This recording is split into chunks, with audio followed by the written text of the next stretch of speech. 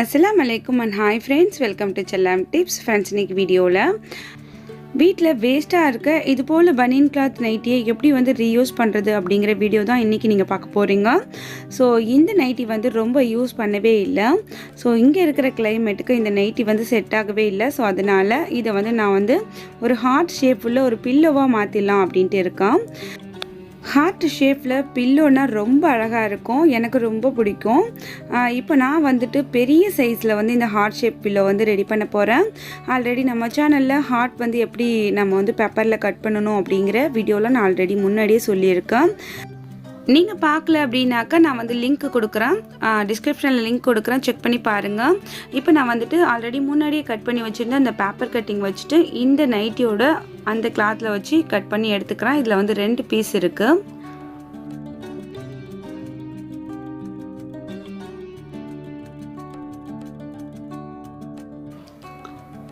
Paper cutting வச்சுட்டு same side எல்லாமே பின் பண்ணிவிட்டு நான் கட் பண்ணி எடுத்துருக்கேன். ஸோ அதுக்கப்புறம் நம்ம வந்து இந்த ஹார்ட் ஷேப் பில்லோவுக்கு நான் வந்து ஃப்ரில் கொடுக்க போகிறேன். அதுக்காக அந்த நைட்டி கிளாத்லேயே பேண்ட்டில் நான் வந்து இந்த மாதிரி ஃப்ரில் கொடுக்கறதுக்காக நான் வந்து பீசஸ் கட் பண்ணி எடுத்திருக்கேன். இது வந்துட்டு அகலம் அப்படின்ட்டு பார்த்திங்கன்னா ஒரு 2 இன்ச் இருக்கும், அவ்வளோதான்.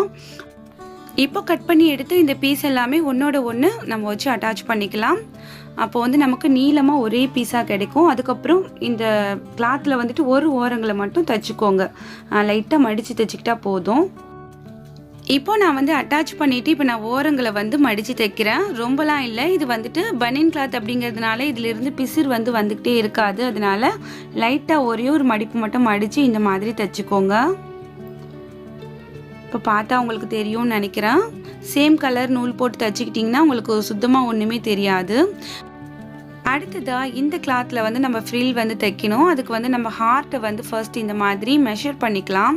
ஸோ நமக்கு எவ்வளோ ஃப்ரில் தேவைப்படும் அப்படிங்கிறத மெஷர் பண்ணிவிட்டு அதுக்கு தகுந்த மாதிரி நம்ம வந்து தைச்சிக்கலாம். இப்போ வந்துட்டு ஒரு சைடு நான் வந்து மெஷர் பண்ணியிருக்கேன், 30 இருக்குது அப்படின்னாக்கா நமக்கு வந்து 60 இன்ச் வேணும். ஸோ இப்போ வந்து இதில் வந்துட்டு நம்ம ஒரு 60 இன்ச்சுக்கு கொஞ்சம் கூடவே நம்ம எடுத்துக்கலாம். ஸோ தைச்சிட்டு வேணாம் அப்படிங்கிறத கட் பண்ணிக்கலாம். இந்த மாதிரி ஃப்ளீட்ஸ் எடுத்துக்கோங்க. இந்த மாதிரி கொஞ்சம் தூரம் மடித்து தைச்சிக்கிட்டே வந்தோம் அப்படின்னாக்கா நல்ல ஒரு அழகான ஃப்ரில் வந்து நமக்கு கிடைச்சிரும். இப்போ வந்து இதை பில்லோவோட அந்த கிளாத்தில் வச்சு அட்டாச் பண்ண போகிறோம். எப்படின்னு பார்த்தீங்கன்னா, நம்ம ஹார்ட் ஷேப்க்கு கட் பண்ணி வச்சுருந்த அந்த 2 கிளாத்திலிருந்து ஒரு கிளாத் எடுத்துக்கோங்க. எந்த சைடு வந்துட்டு நீங்கள் பில்லோவோட அந்த மேல் சைடாக யூஸ் பண்ண போகிறீங்க அப்படிங்கிறத பார்த்துட்டு அந்த கிளாத்தை எடுத்துக்கோங்க. இப்போ நம்ம தச்சு வச்சுருந்த அந்த ஃப்ரில்லோட நல்ல பக்கமும் இந்த கிளாத்தோட நல்ல பக்கமும் ஒன்றா இருக்க மாதிரி இந்த மாதிரி வச்சுக்கோங்க. அதாவது நம்ம வந்து ஒரு லைட்டாக மடித்து ஒரு தையல் போட்டோம் இல்லையா, அந்த தையல் வந்து மேல் சைடு இருக்கணும். அப்போது வந்து நமக்கு அந்த ஃப்ரில்லோட அந்த ஃபினிஷிங்கான சைடு வந்து இந்த பில்லோவோட சைடில் இருக்கும், அதுக்காக தான். ஸோ இப்போ வந்துட்டு நீங்கள் இந்த கார்னரில் இந்த மாதிரி ஒரு 1/4 இன்ச்சுக்கு உள்ள இந்த ஃப்ரில்லை வச்சு முதல்ல அட்டாச் பண்ணிவிடுங்க. பண்ணிவிட்டு நீங்கள் வந்து இன்னொரு பீஸ் வச்சு அட்டாச் பண்ணும்போது உங்களுக்கு ரொம்ப அழகான பர்ஃபெக்டான ஷேப்பில் வந்து உங்களுக்கு அந்த பில்லோ வந்து கிடைக்கும். ஸோ அதுக்காக தான் இந்த மாதிரி ஃபர்ஸ்ட் வந்து ஒரு கிளாத்தில் நம்ம இந்த ஃப்ரில்லை வச்சு அட்டாச் பண்ணிடலாம். இப்போ நான் வந்து கொஞ்சம் கூட உங்களுக்கு ஸ்கிப் பண்ணல, ஃபுல்லாகவே காமிக்கிறேன். நம்ம எங்கே ஆரம்பித்தோமோ அந்த இடம் வரைக்கும் நம்ம இதே மாதிரியே தைச்சிட்டு போகணும்.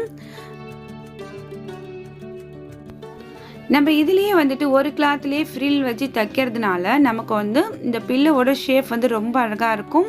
அதுபோல் நம்ம வந்து இன்னொரு கிளாத் வச்சு தைக்கும்போது நம்ம ரொம்ப வந்து சிரமப்பட்டு தைக்கணும் அப்படிங்கிற அவசியம் இருக்காது. இந்த மாதிரி ட்ரை பண்ணி பாருங்கள். இது வந்துட்டு பனியன் கிளாத்தில் மட்டும்தான் தைக்கணும் அப்படின்ட்டுலாம் கிடையாது.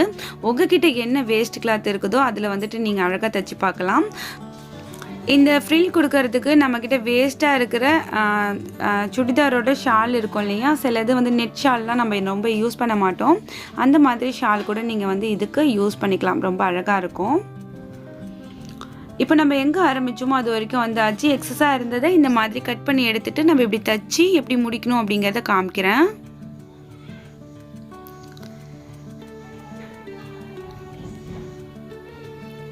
இப்போ தைச்சி முடிச்சாச்சு. இந்த 2 பீஸையுமே இந்த மாதிரி நம்ம வந்து தையல் போட்டுக்கணும்.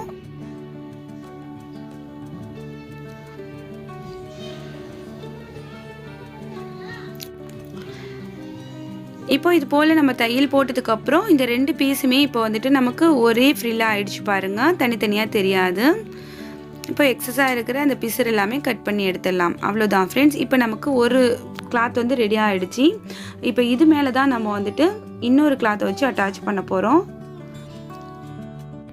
இப்போ இந்த பீஸை வந்து நல்லா அப்படியே விரித்து வச்சுக்கலாம், கொஞ்சம் கூட அந்த சுருக்கங்கள் எதுவுமே இல்லாமல்.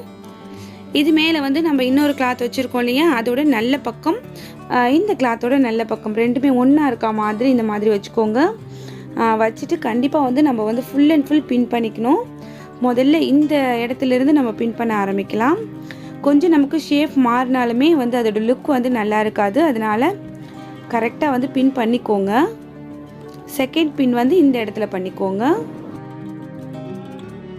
அந்த ஃப்ரில் வந்துட்டு உள் பக்கமாக இருக்கணும் இந்த மாதிரி. இப்போ நம்ம ஃபுல்லாகவுமே பின் பண்ணிவிட்டு மிடில் எல்லாத்துலேயுமே பின் பண்ணிவிட்டு தைச்சிக்கலாம். ஒரே தையல் தான், அந்த ஓரங்களில் மட்டும் தையல் போட போகிறோம். நம்ம தையல் போடும்போது அந்த 3 கிளாத்துமே ஒன்றா இருக்கா அப்படிங்கிறத பார்த்துக்கிட்டே தைச்சிட்டு வரணும்.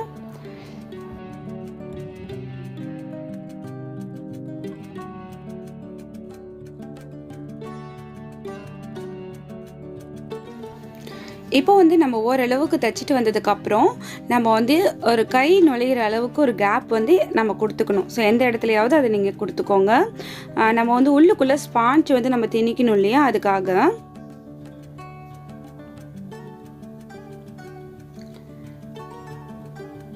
இந்த இடத்துல நம்ம டபுள் ஸ்டிச் போட்டு முடிச்சுக்கலாம். முடிச்சுட்டு கொஞ்சம் தூரம் விட்டுட்டு ஒரு கை நுழையிற அளவுக்கு விட்டுட்டு அதுக்கப்புறம் திரும்பியும் நம்ம டபுள் ஸ்டிச் போட்டு நம்ம வந்து ஆரம்பிச்சுக்கலாம் தைக்கிறதுக்கு. இப்போ இப்படியே தைச்சிட்டு நம்ம எங்கே ஆரம்பிச்சோமோ அந்த இடம் வரைக்கும் தைச்சிட்டு வந்துடலாம். ஸோ அவ்வளோதான்.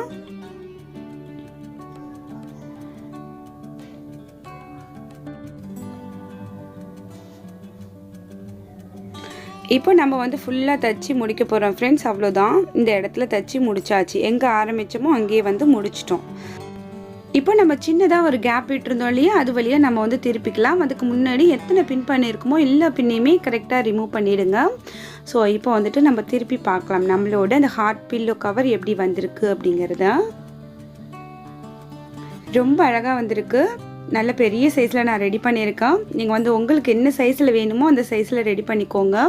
ஸோ இப்போ வந்துட்டு இதுக்குள்ளே நம்ம ஸ்பாஞ்சை வந்து திணிச்சிடலாம்.